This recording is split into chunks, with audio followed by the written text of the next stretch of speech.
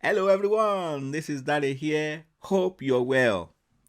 Today we want to look at intraday breakout strategy. I know some of you want to take a trade within a day. Open the trade in a day and close it same day. This strategy is for you. Okay? In this strategy, first of all, we'll look into the introduction. We introduce it. We see why we need to trade this strategy, why using this strategy. We look at the entry and exit setup. We look at when should you trade this strategy and when should you not trade this strategy. And finally, we look at a practical example. We go into the live chart and show you practical example. At the end of this presentation, at the end of this lecture or lesson or whatever we call it, I want you to be able confidently to open a chart up, look at this strategy and demo it first, and then you can go live with it if you feel comfortable trading it. So without further ado, let's go forward. Okay, so we introduce it. What is it? This strategy is very simple.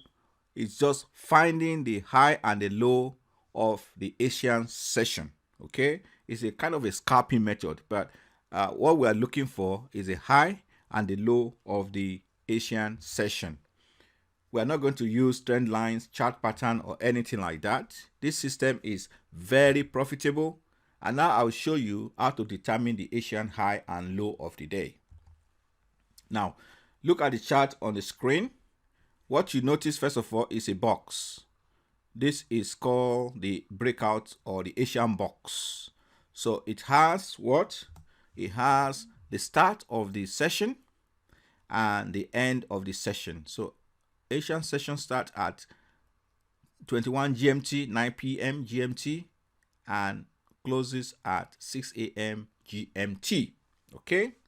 What do you notice as well is that we form two levels, the high and the low. So we have the high and the low.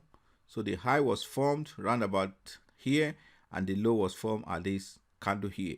So these are the information that will help us in this strategy. Okay. So why do we need to use this strategy? What is the advantage? What's the selling point? Okay. One thing is that there's always going to be rivalry between Asia and Europe in terms of banks. So we want to explore those opportunities. What about the price cycle? There is a price cycle in Asian session. What price level we reach in Asian session? Do we break it in Europe or in London session? Do we still trade within that price range? All those questions. The same thing, do we have any support or resistance level? And if we can find those variations, we can explore and exploit it. Okay. Now, how do we set the entry and the exit? Okay, I will give you specific rules that you can use to enter and exit the market, and then you can continue to use it often as much as you like. So first thing is, let's discuss what pairs we can trade. These are the three pairs we can trade. For today's lesson, we will use dollar Swiss francs as an example. Okay, we only use one indicator, which is the moving average. We're going to use 55 period smooth moving average. Okay, now buy order setup. So how do we set up our buy order? Okay, so you have a chart. As you can see, price is above moving average, condition 1. Secondly, you need to look for the high and the low of the session. The good news is that this indicator have drawn this session for us. So you don't have to worry too much about how to draw the box. It will be drawn for you. Okay, so I'll tell you about the indicator later on. So you find the high and the low of that range. Okay, right. So when you know the high of the range, you set a buy stop above the high. Because price is above moving average, we are only looking to buy. So we are not interested in setting a stop order at all. It's buy order only, right? So you set your initial stop loss at the low of that range. Okay, initial stop loss at the low of that range. your first take profit target, TP1, okay, will be the same size as the amount of pips you risk. So this is your stop loss. Let's assume that you risk 20 pips here. Then your take profit 1 also will be 20 pips, okay? Now, once you are in the market, so here you are in the market at this point, at this bar. So you move your stop loss from the initial point to the below the candle that take you in, the breakout candle. This is the breakout candle. This is the candle that break the high of the day, of the session, okay? So you place your stop loss just beneath that candle. Why? The reason is we want to reduce our risk even further. Let's assume that this was 20 pips stop loss. Now we are able to reduce it to 10 pips or something like that, half of the risk, okay? Now, if the price continue to go in your favor and you hit your first take profit target, what you do next is you move your stop loss again. Your stop loss is already here, so your stop loss is about 10 pips stop loss. Now you move it to break even, to the starting point where your trade was triggered. It means that for your TP2, you can never lose again on that trade, okay? So why do we do that again? Is to make sure that we protect our capital. We make sure we take minimal risk as possible. As soon as we can make our risk reduce, we reduce our risk instantly, okay? And the TP2, so the way you trade this is you have two positions. You enter either two lots at the same time, or if it's a one lot, then you can exit half of it and the remaining half at TP2. So you have exit first half at TP1. So where are you going to exit the second half of your trade? Okay, you can either do that at twice the stop loss. So you remember that the stop loss here, for example, we assume was 20 pips. So you exit the first one at 20, the second balance of your trade at 40 pips. Or you wait till the end of the day here to exit your trade.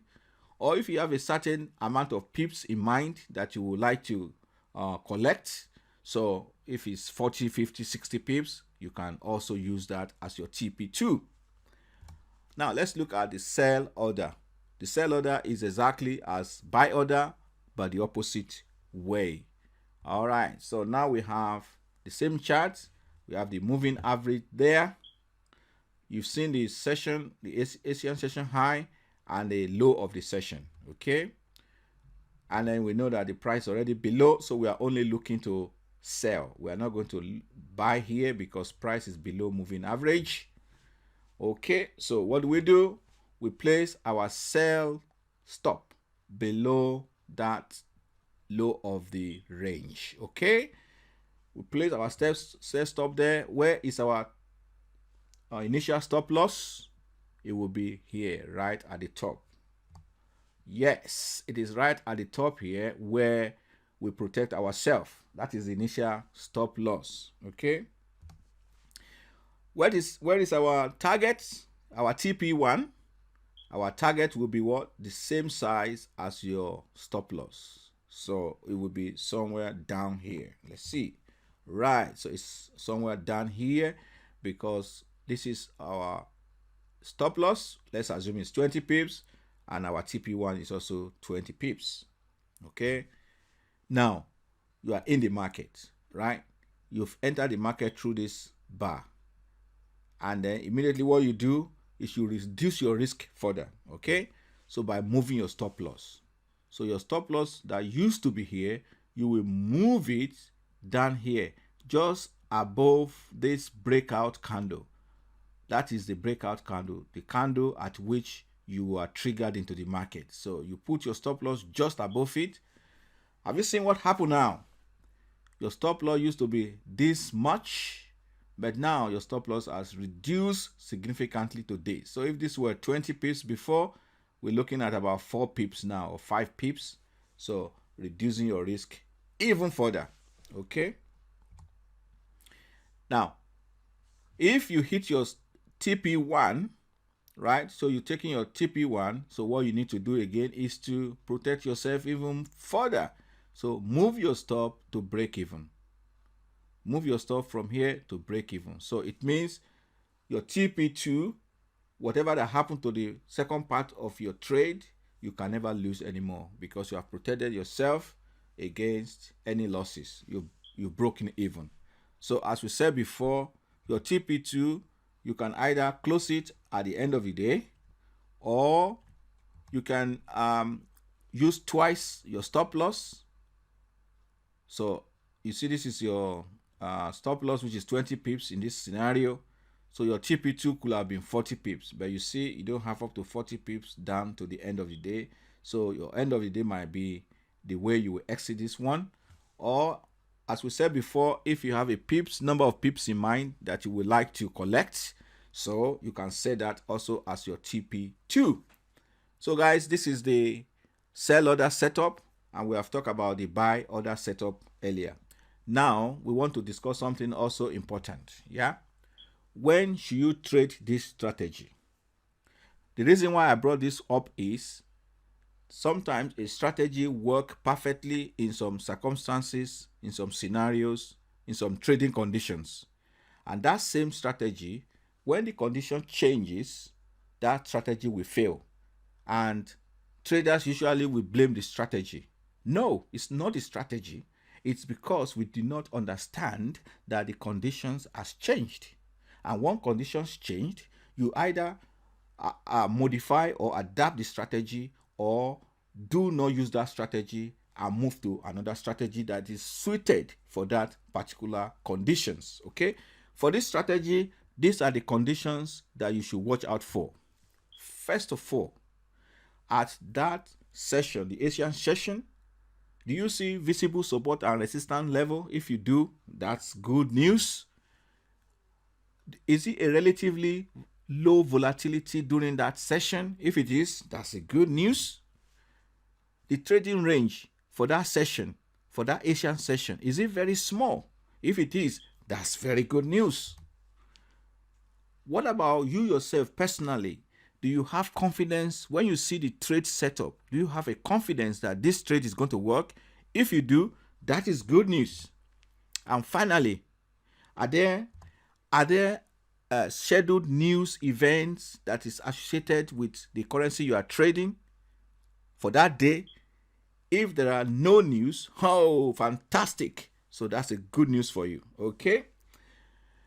Now we are going to talk about when you should not trade this strategy. That is, when the conditions has changed, you either changed the strategy you are using or modify your strategy to the new condition. Okay. Now listen, here we have no visible support and resistance level during Asian session. Alarm bell. Okay. Very high volatility during the session. Hey, alarm bell. Trading range is very high or very large. Alarm bell ringing. There's no confidence. You yourself, you have no confidence in that trade setup. Alarm bell is ringing. You have extensive news that is going to be played out on that day.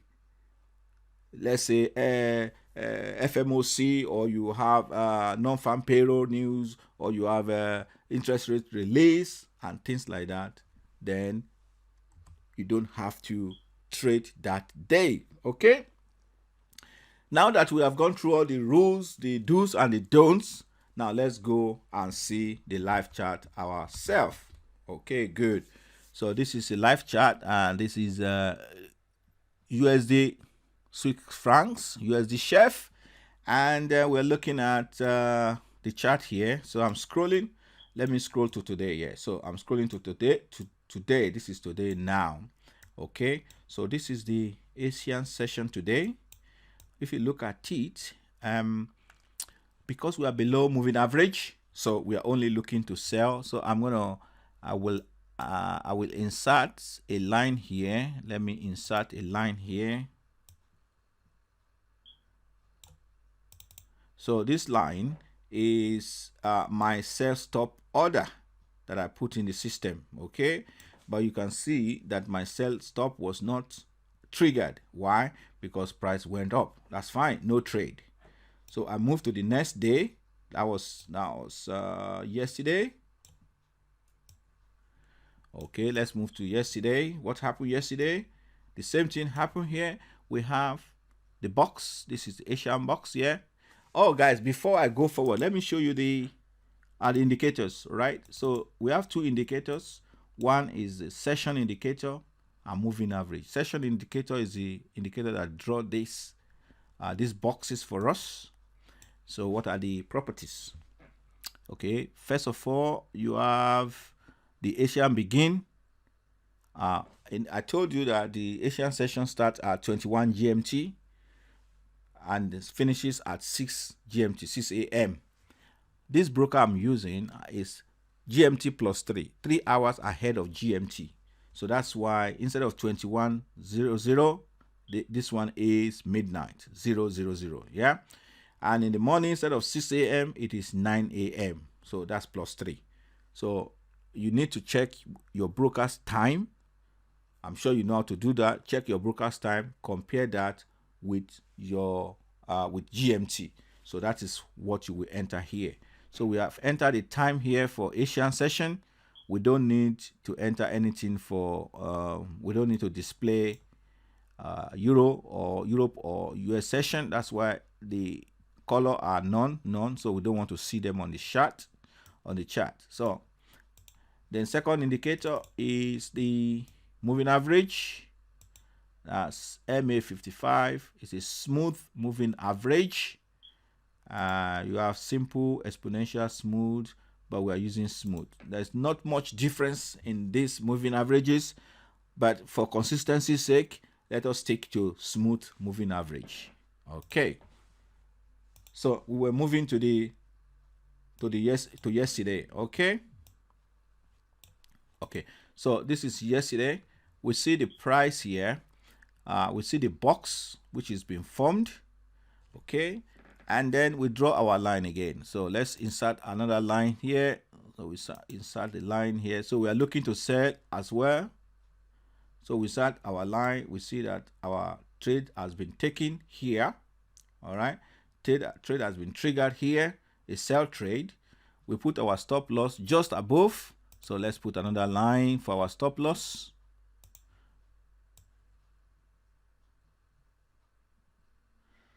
So our stop loss is here and our trade trigger here. So it's never even anywhere near stop loss. So as soon as we gone into the market, we can move our stop loss as we described before. We can move our stop loss downwards. Yeah. We can move our stop loss right above the bar that trigger us. Okay. Once we move our stop loss, let's see what is our initial stop loss. Initial stop loss was actually here. Okay. So it was here. How many pips is that? The pips is maybe about 16 pips, and our TP1 will be about 16 pips. So our TP1 is 16 pips. Let's see, do we have 16 pips from entry? 16 pips. Yeah, this is 17 pips. So our TP1 here, if you are using twice your stop loss for TP2, that will be about 32 pips. So where is it? 32 pips. So you're out with your two part of the trade successful. If you are using end of the day for your second exit, this is the end of the day, you are looking about 75 pips. Okay. So, or if you set yourself a target of a number of pips to come out, that's also very good. All right, that's a short example, a sell example. Let's look at a long example. Okay, so we can look at any of these as an example. Okay, let's pick this one. Let's pick this one. So this is a box here, and we want to go long, right? So we want to insert our line there for going long, so we know we are going long round about here, right? And our stop loss, we are going to make our stop loss round about somewhere around there, okay? But remember that, note that our trade was triggered here, so this stop loss is not touched at all because trade trigger here and it took off. So let's see what is our initial stop loss. Initial stop loss is about 16 pips, 16, 17 pips as well. So our TP1 will be 17 pips, which is round about here. TP1. Our TP2 could be 34 pips. Okay, this is 30 pip maximum we got here. So it means that we got TP1. So our TP2 could be end of the day. We could come out at the end of the day. But remember to always move your stop. So for example, on this trade, your initial stop was here. After you have triggered and you're in the market, you move your stop loss below this line here. You remember, because this is a breakout candle, the trigger candle, so you move your stop loss below it, and once you hit your TP1, then you move your stop loss again to your open. Yeah, so you move your stop loss so that you have a free trade. You can no longer lose on that trade. Okay guys, I hope you understand this strategy. It's very simple. You can try it on a demo first. Practice on demo until you feel very comfortable. Right, so if you have questions or anything you want to know more about this strategy, you can ask me. As usual, make a comment on the channel and ask any question you want. I'm going to make a template for this and the indicator. And if you like to receive one, you can, as usual, send me a comment. And first of all, you must subscribe. Yeah, you subscribe and gives us a thumbs up that you like the video. And then I'll send it to your email address. Okay, guys, I hope you enjoyed this lesson today. And I'll speak to you shortly. It's Dare.